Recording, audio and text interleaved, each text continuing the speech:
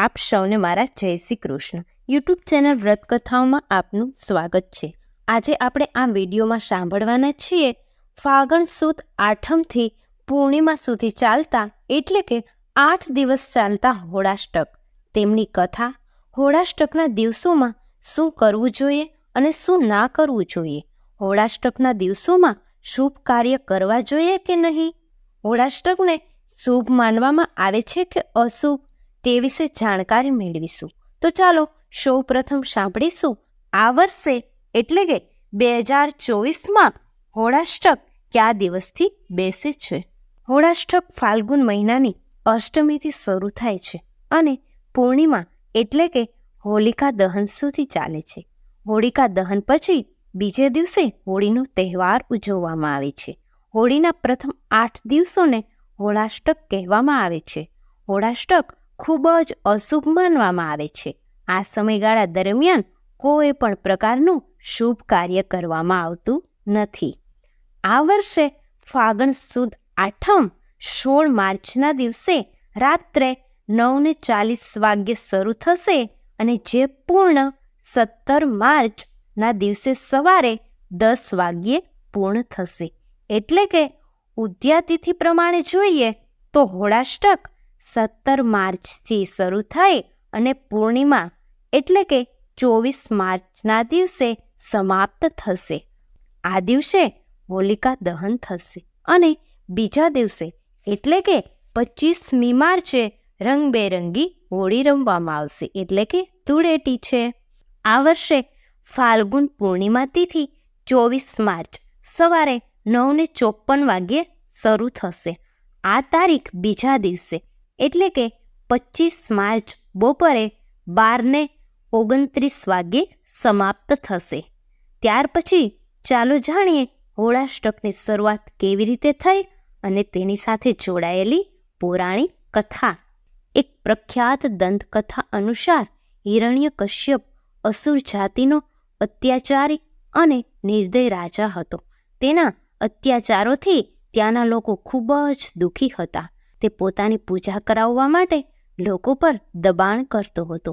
તેમનો પુત્ર પ્રહલાદ જે ભગવાન વિષ્ણુનો પરમ ભક્ત હતો. પ્રહલાદ હંમેશા ભગવાન વિષ્ણુની પૂજામાં મગ્ન રહેતા. હિરણ્યકશ્યપ પોતાની ભક્તિને કારણે ખૂબ જ ક્રોધિત હતો. પોતાના પુત્રની ભક્તિ તોડવા માટે હિરણ્યકશ્યપે પ્રહલાદને સતત 8 દિવસ સુધી અનેક રીતે ત્રાસ આપ્યો. હોળાષ્ટકના આ 8 દિવસોએ ત્રાસના દિવસો ગણાય છે. આ જ કારણે 8 દિવસોમાં કોઈ પણ શુભ કાર્ય કરવામાં આવતું નથી. હોળાષ્ટકના 8મા દિવસે હિરણ્યકશ્યપે તેની બહેન હોલિકાને પ્રહલાદને તેના ખોળામાં લેવા અને તેને બાળી નાખવા કહ્યું.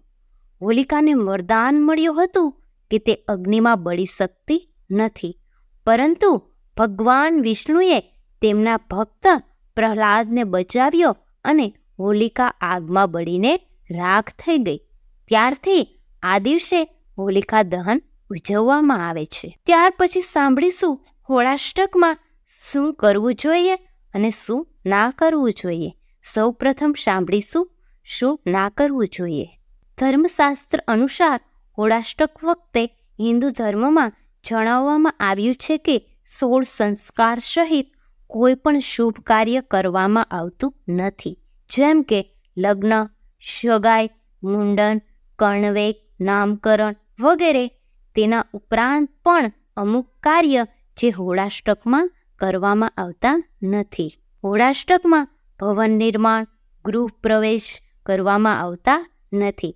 તેના ઉપરાંત ઘર કે પ્રોપર્ટી, વાહન વેચવા, ખરીદવા એ પણ અશુભ માનવામાં આવે છે. હોળાષ્ટકમાં યજ્ઞ અને હવન જેવા ધાર્મિક અનુષ્ઠાન પણ કરવામાં આવતા નથી. નહીં તો આ અનુષ્ઠાનોનું સંપૂર્ણ ફળ મળતું નથી.